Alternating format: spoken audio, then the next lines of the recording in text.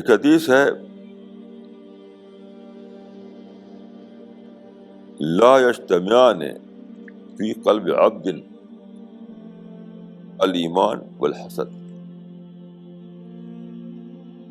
یعنی ایک انسان کے دل میں دو چیزیں اکٹھا نہیں ہو سکتی، ایمان اور حسد، یعنی فیتھ اور حسد، یعنی جلن۔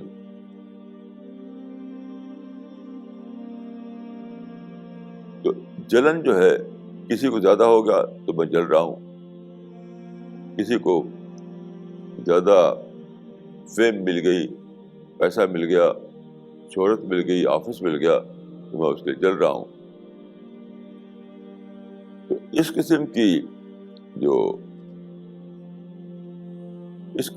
کیفیت ہوتی ہے، اس کے ساتھ ایمان اکٹھا نہیں ہو سکتا۔ جہاں ایسا ہوگا تو ایمان وہاں چلا جائے گا۔ آپ غور کیجئے کہ اس سے کیا نکلا۔ حسد کیا ہے؟ حسد یا جلن کیا ہے؟ یہ نیگیٹو تھاٹ کا دوسرا نام ہے۔ اس سماج میں جب ہم رہتے ہیں تو رہنے کے دو طریقے ہیں، ایک ہے نیگیٹو تھاٹ کے ساتھ رہنا، ایک ہے پازیٹیو تھاٹ کے ساتھ رہنا۔ دوسرے کو دیکھ کر ہم جلیں، جو دیکھ کر ہمارے اندر برے خیالات آئیں،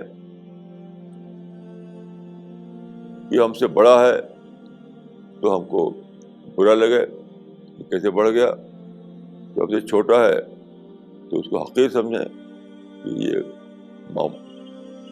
چھوٹے لوگ ہیں۔ یہ تو نیگیٹو تھاٹ جو ہے اسی کو کہتے ہیں حسد۔ تو نیگیٹو تھاٹ کے ساتھ اسلام جمع نہیں ہوگا، ایمان اکٹھا نہیں ہوگا۔ پازیٹیو تھاٹ کا یعنی ایمان کا جوڑ ہے پازیٹیو تھاٹ کے ساتھ۔ میں سمجھتا ہوں کہ اگر ایک ورڈ میں یہ بتانا ہو ایمان کیا ہے، میں کہوں گا پازیٹیو تھنکنگ کا نام ایمان، پازیٹیو تھنکنگ۔ اور اگر کہا جائے کہ ایمان کا الٹا کیا ہے، میں کہوں گا کہ نیگیٹو تھنکنگ۔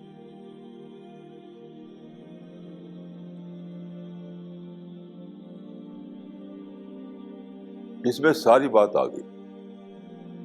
خدا نے آپ کو رکھا ہے ایک ایسی دنیا میں جہاں آپ کا ٹیسٹ دیا جا رہا ہے۔ تو ٹیسٹ میں بار بار ایسا ہوتا ہے کہ ٹیسٹ ہو نہیں سکتا جب تک کہ آپ کو یعنی انوانٹیڈ سچویشن پیش نہ آئے، پرووکیشن پیش نہ آئے۔ تو ٹیسٹ ہو نہیں سکتا اس کے بغیر۔ بار بار آپ کو کانٹے سے سانپ کا پڑے گا،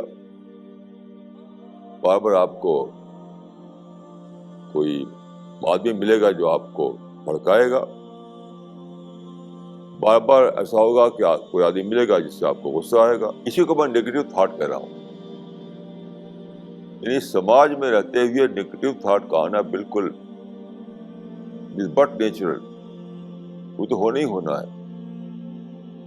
اب وہاں پر دیکھیے، ایک ہوتا ہے نیگیٹو ری ایکشن، ایک ہوتا ہے positive reaction. In present situation پیش آنے کے بعد جو آدمی نیگیٹو ری ایکشن کرے، نیگیٹو رسپانس دے، وہ فیل ہو گیا۔ اور اس طرح کی سچویشن پیدا ہونے کے بعد جو آدمی پازیٹیو رسپانس دے، وہ پاس ہو گیا۔